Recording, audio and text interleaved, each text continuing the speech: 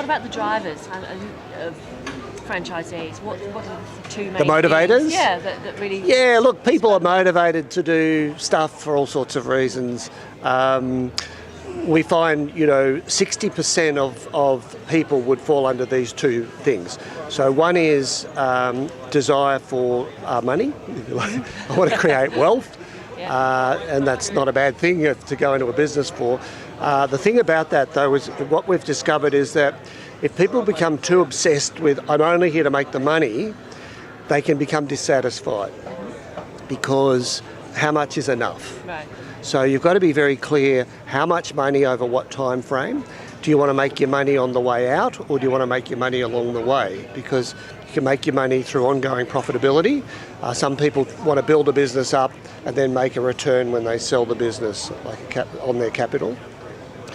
The other motivator is flexibility and to be able to do the things you want to do that perhaps you can't do when you're in a job reporting to a manager and you have to be at work, at a certain time. So I think it was about 27% of franchisees are primarily driven by flexibility. But what we're finding is that those people don't make as much money as the people who are driven by money, right. Which is not surprising because it's where your focus goes, sort of the energy flows. So a warning to people that are driven by just flexibility and life balance, if your business isn't profitable, you're not sustainable, you're not going anywhere. Including a holiday, because you won't have the money for it. So you've got to take your responsibilities to run that business profitably seriously. The franchisor is going to be expecting you to expand that business if you're given a territory, and that can cause conflict if you're not working your territory. It'd be like moving into a house and you're only going to live in one room of the house and the rest of the house is left to gather dust. The owner of the house wouldn't be too happy about that.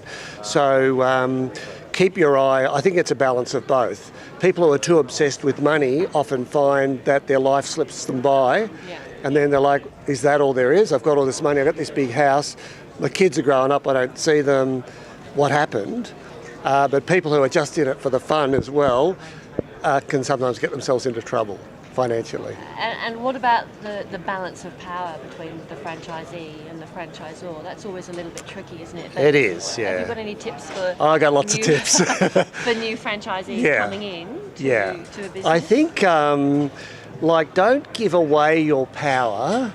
You are ultimately responsible for this business, right? So you've got to think about... if I'm going to employ staff, I will take responsibility for the staff I employ. I will take responsibility for the service levels I provide to my customers, and I will take responsibility for the standards in my business.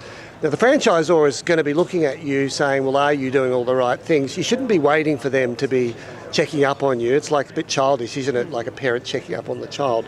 So you go into that business with open eyes saying, I will be responsible if this succeeds or not.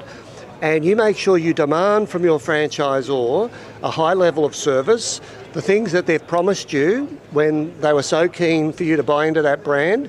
You take notes of those things and you make sure that you're getting the training that you need, you're getting the support you need when you need it. And if you believe that the franchisor is not delivering at a professional level, you should raise that with the relevant person. But you raise it in a sensible way, you give evidence as to why you're not satisfied with what you're getting, and even preferably come up with a solution to say, look, what I would find helpful is if my field consultant, instead of just doing a checklist with me and not giving me any advice, I also want some advice on how to grow my sales. So that would be an example of asking for what you need. But having the attitude of respect, mutual respect, and you were asking me earlier about what are the signs of a healthy kind of organisation. You do see this mutual respect. You hear it in the language that people use when they're talking about franchisees, or where the franchisees are talking about the franchisor. You pick it up in the tone of voice. When someone looks down their nose at someone else, it comes through, and even if they say all the right things, you're thinking something's not quite right. So keep your ear out for that.